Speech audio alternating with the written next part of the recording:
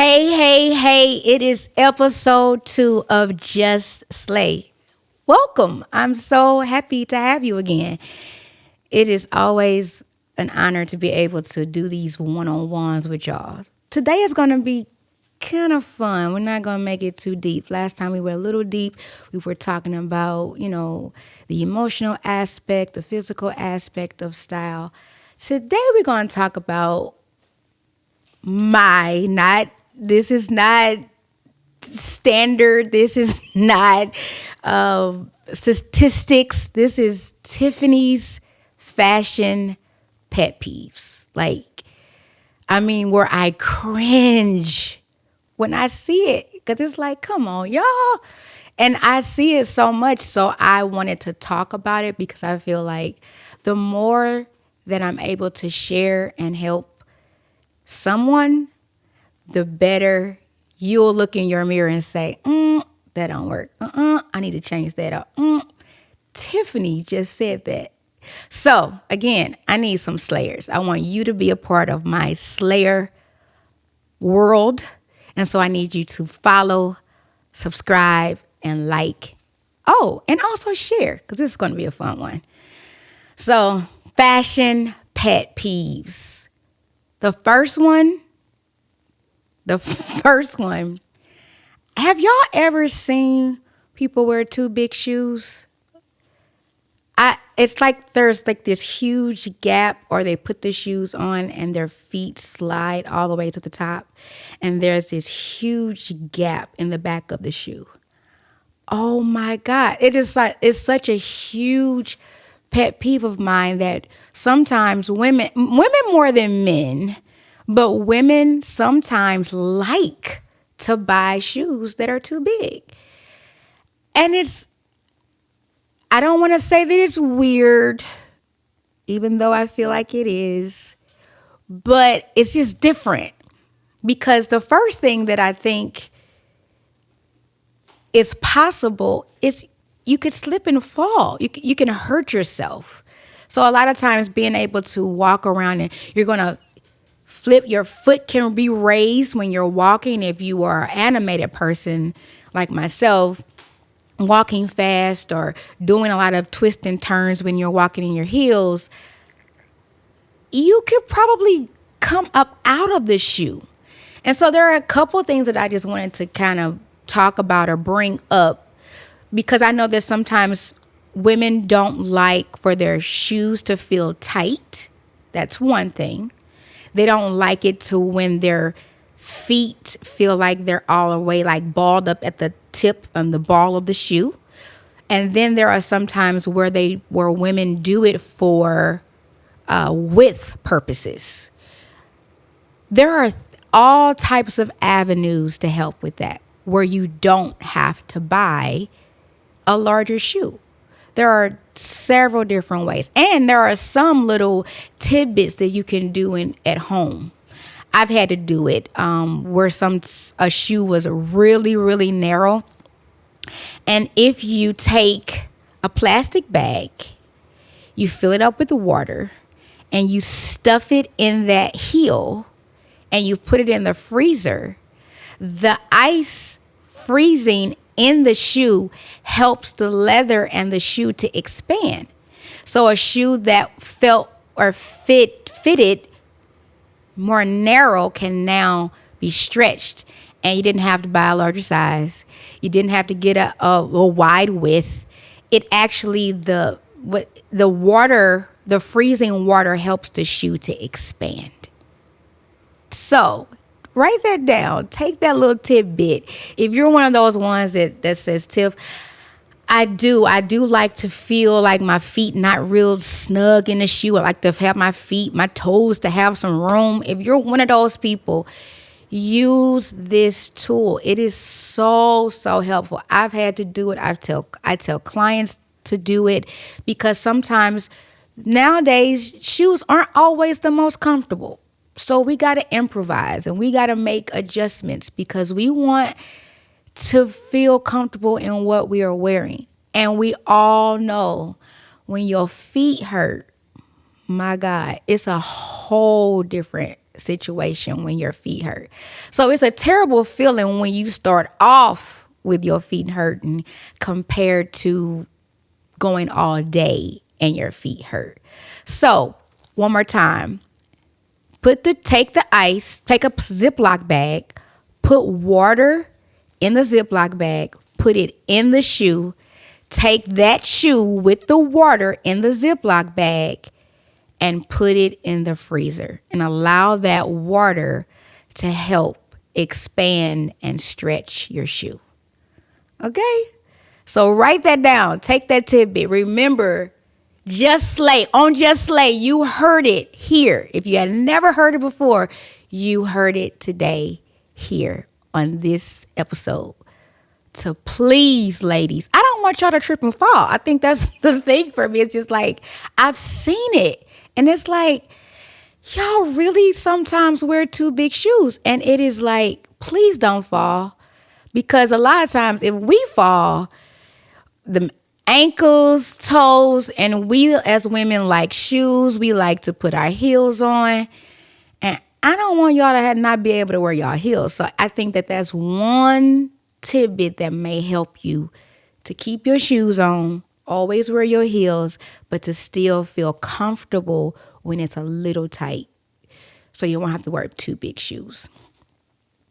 So you want to know what's next? My next one, I think if I could say, and I know y'all have heard this one. I know you have heard this one before. But dark undergarments under white. Oh my God. It is such a pet peeve of mine because what we don't realize is it makes the white look dingy. It doesn't give the illuminating look of clarity of white. It makes it look dull under light when you have on black. And a lot of times we do it because we're trying to not be exposed or we're trying to cover up. But in actuality, there are other ways to be able to cover up. There are other ways to be able to not be exposed under white. And I'm going to give you one trick that I was even surprised about that really actually works, that I'm sure it could be a surprise, like, really, Tiff? But I promise you, if you try it, you'll be surprised. So I'm going to give you a tidbit on what to wear under white. The best thing to wear under white would be your flesh tone tans. So if you're lighter in skin tone, your lighter tans, darker skin tones, your darker tans, because it actually helps it to only show the white and not show what's behind it, which actually helps to illuminate the white under light, which actually the black takes away from it and makes it more cream than true white. The other tidbit that you probably have never heard, and if you have, like, kudos to you if you have heard this. It's a trick. Try it. And I want you to, if you try it, I want you to comment in the comments. I want you to send me an email and be like, Tiff, this actually really worked, because I was surprised too. But have you ever heard of putting red under white? Red under white, we think a lot of times, oh, you'll be able to see that. Well, if you're wearing one of these exposed lacy bras, of course, that can show under any material. If it's more of the solid material bras that you may have or undergarments that you may have, then the red helps to actually infuse the white to where it actually makes it more glossy. It makes it stand out more compared to the tans, and the darker skin tone colors makes it illuminate, and the blacks makes it dull. So you either want to illuminate or you want to just try to make sure that it's not dingy. So dark tans for darker skin tones,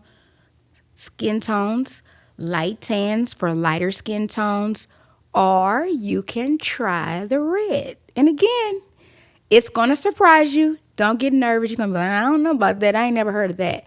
And I know, because before I tried it, I was a little leery too. But it actually works. It gives it a glossy finish look. And it's just like, wow, it's illuminating. But again, just make sure that it's not one of those undergarments that are really, really lacy if you're trying to do it under white. The other color that I think that a lot of times we can do, but it can be still a little bit exposed, is white under white. White under white helps it to give it a really clean finish look, but it's still sometimes under if the color white, if it's more sheer material, if it's a polyester, depending on the type of material, it still may be visible underneath. And what people don't really understand about the black is black makes it look dull, but it still is visible. It's still, you can still actually see the dark color underneath the white. And that's what we're trying to prevent. When you're wearing white and you're trying to not feel overly exposed, you try to make sure that you wear something underneath it that actually gives a more sheer look, not a look of something being exposed. So the dark tan for darker skin tone, the light tan for light skin tone. And again, try the red. You'll be surprised if you just try the red. So again, I want you to make sure that you hit me up on that red, because again, I was surprised. I didn't think it was going to work. And when I tried it and it worked, I was just like, now that's a tidbit. So we've gotten two. The first one was two big shoes, and we gave ideas for that. But I want to go back to the two big shoes because there are some things that I can help you with also.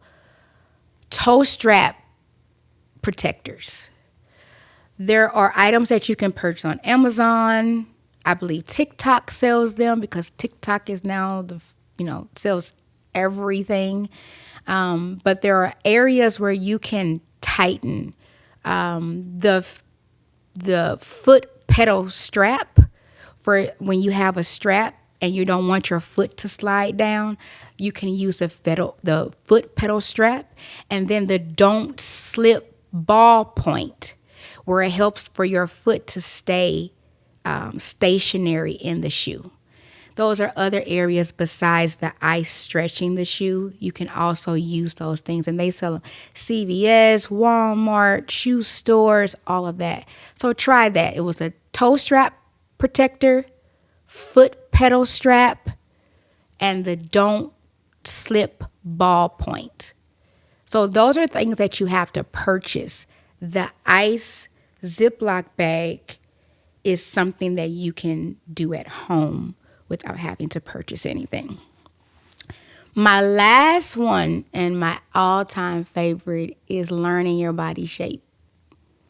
Because we buy things, and ladies, it is so important to learn what looks good on you, because they have mannequins out here, and no mannequin is shaped like an apple or rectangular. They're not apple shaped. Even if they are in a plus size store, they are still curvy. So when you're seeing these items on the mannequin, it's like that bodycon dress, the way those curves fit, is just like, oh, I'm going to kill that bodycon dress. And then when you put it on, it looks completely different than what it looked like on the mannequin. And even me, I'm 4'11". I know you can't really probably tell that because I'm sitting down. But I'm 4'11", and there are certain things that I don't even wear because of my body shape, my height. And I'm going to give you one of my little tidbits of what I don't wear. One thing that doesn't really work for me is long skirts, long dresses, wide leg pants, things of that sort.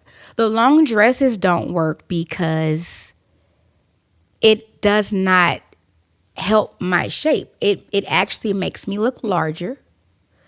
it makes it appear, it doesn't appear to have, it doesn't appear to contour the body. It just actually makes me look like a straight board because it's all this fabric on a person. And what it actually does, it makes me look shorter. Because a lot of times, long dresses, long skirts are with the mindset when they're created or with the mindset of a taller individual. Half the time when I'm buying something, I probably have 2 or 3 long pieces that I just bought just for the sake of wanting to feel like I'm in with the times and in with the day of people doing it. And I never completely feel myself in it, but I do it just because it's just something to add to my wardrobe. But I've come to realize that it's important to be able to know what looks good on you. So being able to know your body shape. I used to have, when I teach these classes and when I have consultations, I actually give each client a diaphragm to be able to say, where do you see yourself on this diaphragm? Are you an hourglass? Are you a pear shape? Are you rectangular? Are you diamond? Are you round like an apple? And not to shame anyone, but there are ways to actually have that shape, and there are particular items to purchase that can actually enhance, can pull you in, that actually looks great on, makes you look smaller. It actually helps you to look like the very thing that you desire to look like. But a lot of times when we don't master what works for our shape, then we get into the items of, well, it looked good on her, or that person that was advertising in that on that social media platform and you were shopping at their boutique and they tried stuff on and it looked so amazing on them, and then you say, oh, I want that, or that looked good on them, and they have an hourglass shape or they have that diamond shape, and you may be one that's a little bit of more boxy. There are certain particular things and clothing that works best for you than it does for someone else.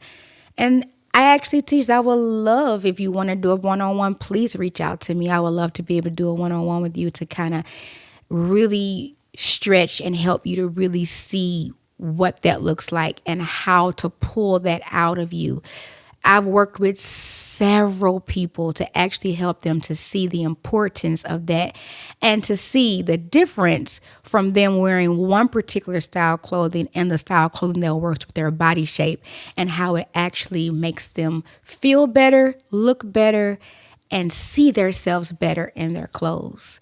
So those are the 3 things that I have always, in this 15 years of being in this industry, have always been like, oh, please, please, please. But we are in a day and time that a lot of times we do, but we don't know. And so here it is, an opportunity for me to be able to just share some tidbits. Again, this is not statistics. This is not, I'm not, telling you these are factual, but if you start to pay attention to it, try it out. Go into your closet, as we talked about in the first episode, and try it out. Put that white shirt on and pull those 3 color undergarments, the white, the tan, the red. See what you think. So I'm giving you an assignment. Your second assignment, because you had an assignment on the first episode, but your second assignment is to actually try these things out. If you are a person that likes to wear shoes that are a little bit more roomier, I'm only concerned and, worried about you falling or tripping. So try some of these tools out. And again, if you got a question for me, you got a comment, or you want more detail on what looks good, you could call me and email me and say, Tiff, okay, I'm rectangular. What are some items that I can buy that make me look good? Or Tiff, I'm shaped, I'm more round in the middle area, but I like this style. Well, how this is I'm real trendy and I like to look a certain way, or what are some pieces that I can buy to help me to make sure that I look a certain way on my clothing because I don't really feel comfortable, but I like this style of clothing. I would love to be able to help you, to be able to make sure that you are making conscious, thought provoking decisions on what looks good on you on the outside. Because again, we always want to match what's on the inside with what's on the outside. So, Tiff's fashion pet peeves. Again, Tiff's fashion pet peeves. I hope you have enjoyed today's episode. It's been fun being able to just kind of share that with you. Tomorrow, the next episode, I'm not sure. I might be going on a little bit on the love train. I don't know, but I just wanted to give you some tidbits today on fashion pet peeves that I believe will help you in the long run. So until next time, like, subscribe, share, follow, and let's just lay. TG, peace and blessings.